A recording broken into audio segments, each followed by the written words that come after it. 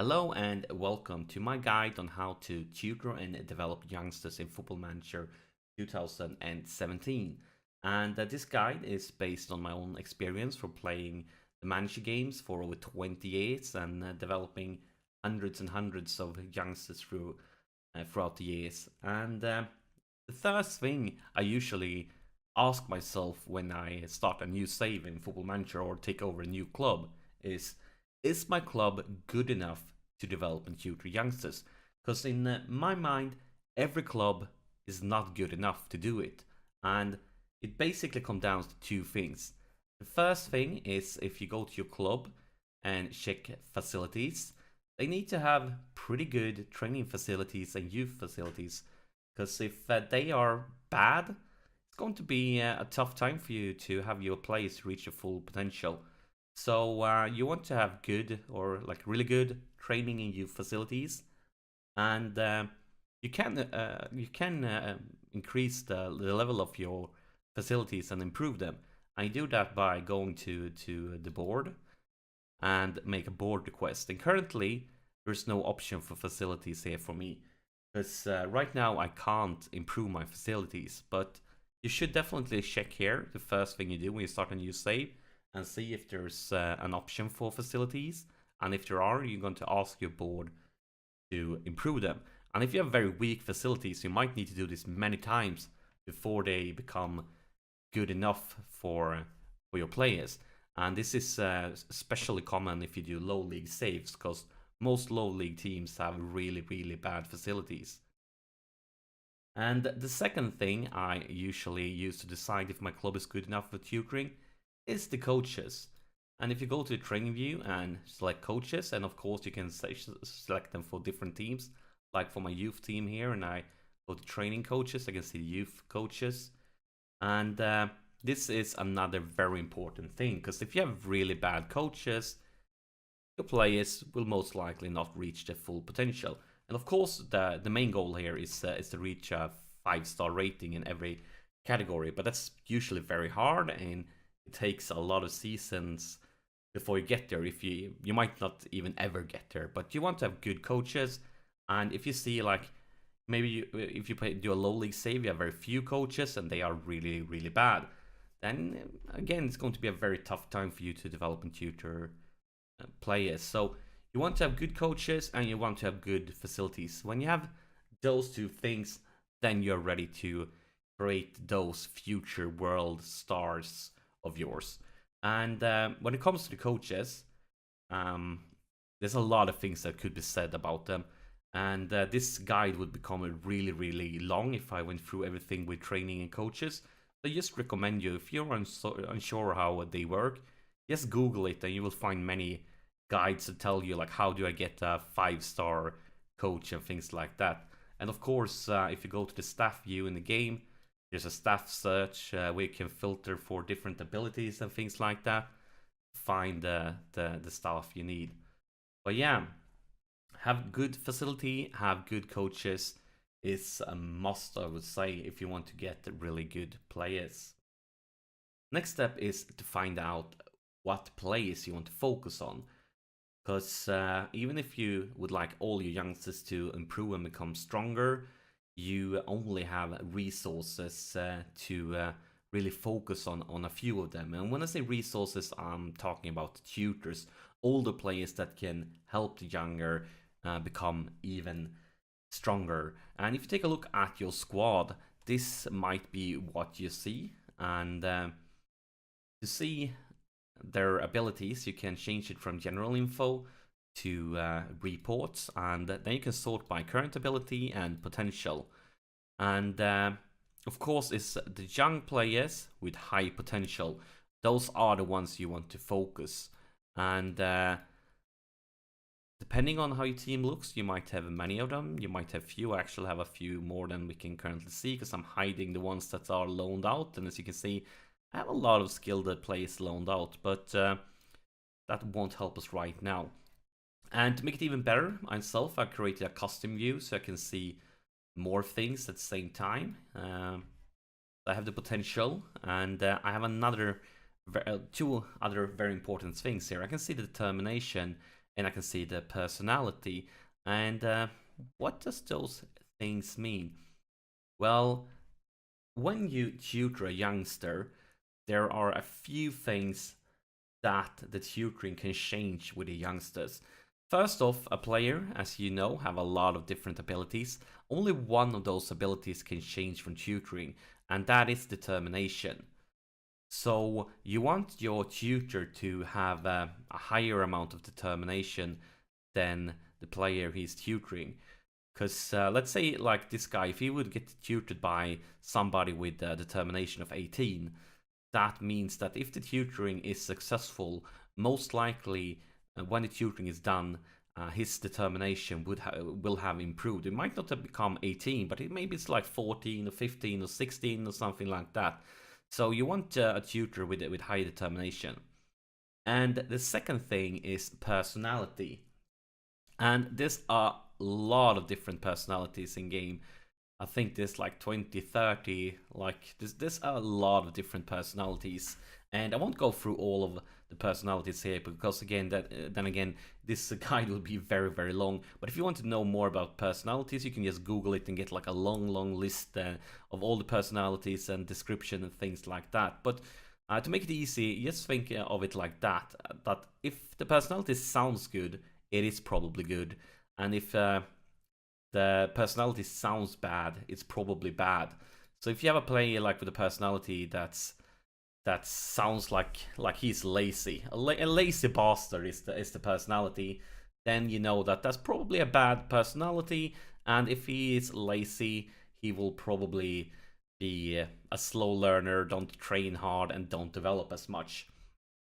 And if it's a good personality, that probably means good things. As you can see, currently this place is fairly professional, and one of my favorite personalities is professional.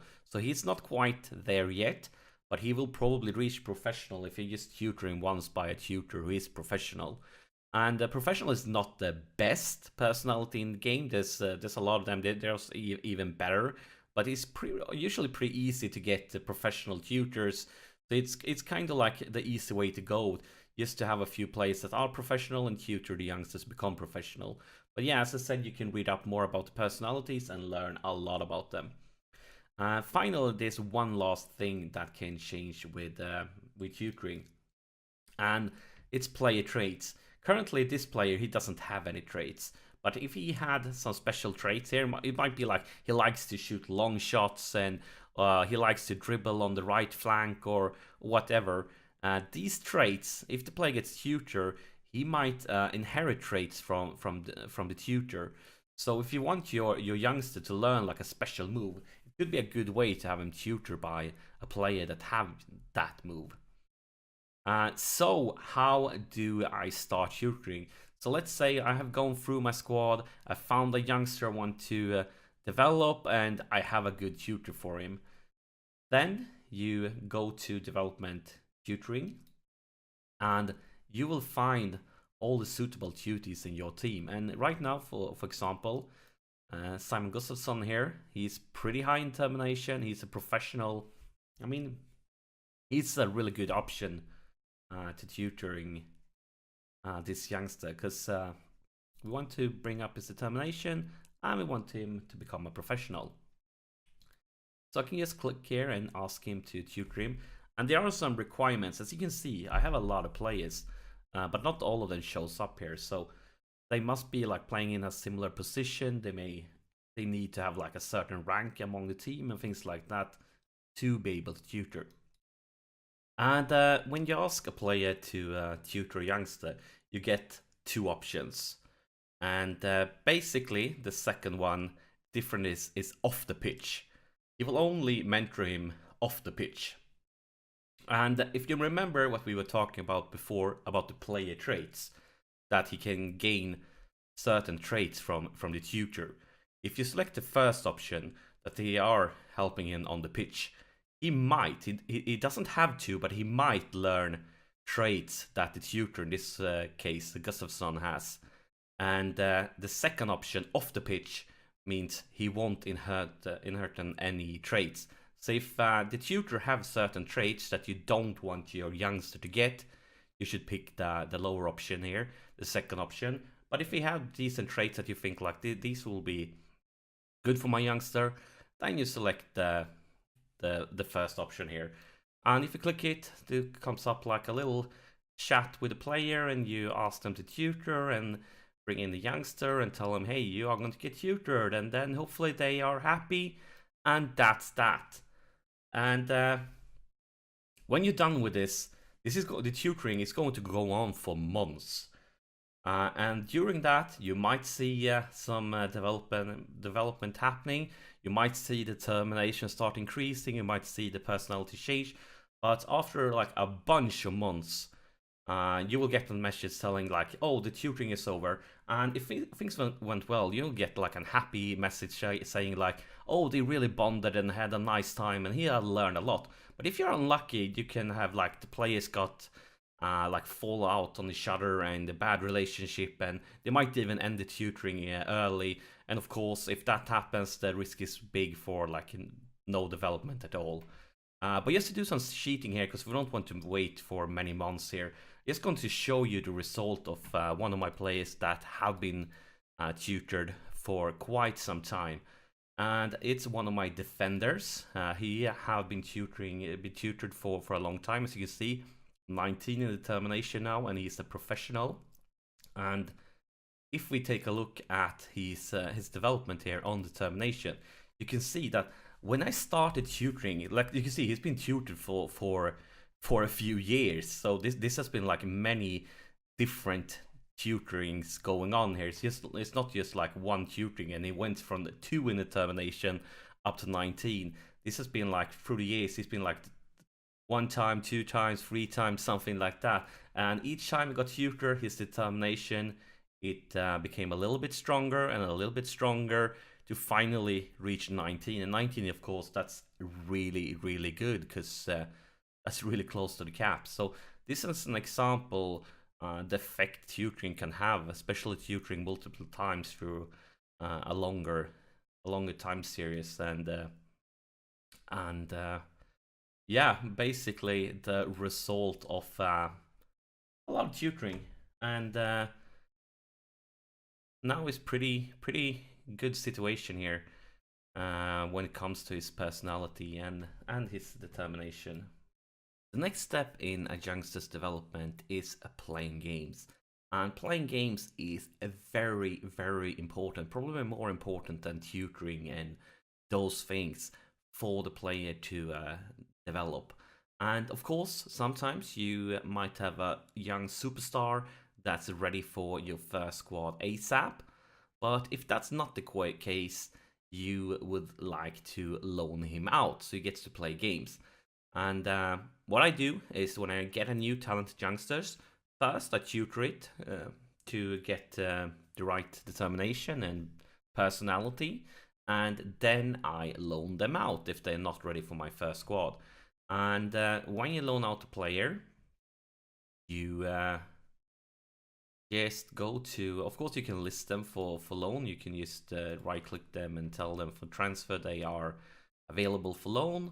But if you are in a hurry and just want to get it done with, you can offer them to clubs, make it a loan offer, and of course you want to lock in squad starters because you want them to be playing, and then you can set up different amounts here with like if you want any fee and so on.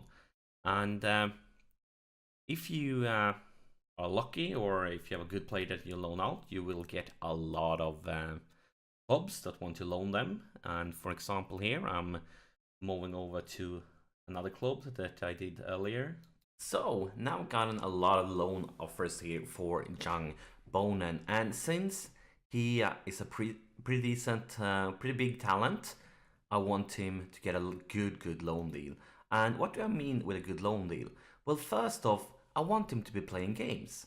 Because if he's not playing games, just sitting on the bench, I mean, then he might as well stay at my club, because probably my club will have better facilities and better coaches than a club lower down in the league system, a smaller club. So I want him to be playing games. If he's not playing games, he might as well stay in my club. So the first thing I'm going to do is I'm going to decline all the loan options or offers where they are going to keep him on the bench. Like a Kawa for the first team, that definitely doesn't mean he will be starting many games. And as you can see, most of the offers are that type of offers. So we're going to reject a lot of them here. So we're rejecting Wimbledon, for example, and Yeovil, not sure that's pronounced, Plymouth, and so on. Because if they're going to keep him on the bench, he might as well stay in our team. So gonna keep on reacting them. Here we have one, Grimsby, they want him to play, so that one we're gonna keep in mind. And let's take a look at the other ones. The other ones is actually all of them is keep him in on the bench. So in this case, this scenario, we only have one option left, and that option is Grimsby. They are the only one who wants him to be a first team regular. Oh, there it is. First team regular, pointing at the wrong one. So that means this is the offer we might be interested in. View offer, and as you can see, they aren't offering us any money, and that's because I didn't demand it, because I just wanted it in loan out. Could be a completely different thing if you had other demands, but the important thing is they want him to be a first team regular. And now we only have one option. But imagine you had like 3 clubs or 4 clubs that were interested in him and wanted him to be first team regular. How do you choose between them? Well, first off, as you can see, some of the clubs here are from different leagues. Some are League 2 teams and some are League 1 teams. How do you know like what would be better for him, a League 1 team or League 2 team? Of course, I mean, you want him to play high up as possible, but you also want him to start games. So one thing you can do is, if you take a look at your player and you go to report, coach report, it will tell you what type of division, what type of league he is currently suited for. And what I do is, if there is a player that I care about, the one with a good potential ability, I never loan him out to a club below his current ability. Because I feel like if he's going to be playing at lower than his current ability, I don't think that will be good for his development. But the good thing here is he's well suited for Vanarama National Football. And that's actually below League 2 football. So we're actually getting an offer here that is better than what he is suitable for. So in case that, we like that, and that means this is definitely a league that is good enough. But what if you have more than one club from the same league? More than one club that offer him first team football at a level that's good for him? Well, the second thing I would have done if I had more options is I would take a look at the team and take a look at their facilities. And I want a club with good training facilities. I mean, when you go into a League 2 team, I mean, you can't accept any fantastic training facilities. But I would take a look at like these 3 clubs, and if one of the clubs had better training facilities than the others, I would go for the club with the best training facilities. But now we don't have any options, and since he'll be playing actually a little bit over his current ability, I feel like this could be a good loan deal. So Grimsby, congratulations, you're going to get to loan Bonen for the rest of the season. So I'm going to accept this one. When the tutoring is done and maybe you've loaned him out for a season or 2 to give him some more first team experience, the final step in the development journey is of course for him to break into first squad. And if you take a look at this player for an example, during the first season, or a little bit more than the first season, I was tutoring him, get his determination up, giving him the personality I wanted. And if you take a look here at his history, you can see here, the first season he played 10 games, and the second season he played 24 games. All of this time, it was time he was getting tutored. And as soon as he was done with the tutoring, then I loaned him out. So as you can see, this is the same season. So he left me, I think, like probably during the January transfer window, something like that. And of course, all the games he played, he was really young and really weak back then. So it was mostly like cup games or as a sub, like in late games when were winning. But I have a lot of players that plays in the same position, and he was still pretty weak. So loaning out was a good option. because I wanted him to be playing like a lot of first team games, getting a lot of first team experience. And after loaning him out for 1.5 season, he was back for this season, and now he's ready for my first team. He's playing a lot of games, and even though we see a few red arrows here right now, he has been developing well, and have a good or even great expectations for him in the future. But of course, sometimes you don't even need to loan him out. If you take a look at another of my players, he's really young. He's only 18, and he didn't even need any tutoring. He was great in determination and personality from the beginning. And as you see, he's only 18. But look at this.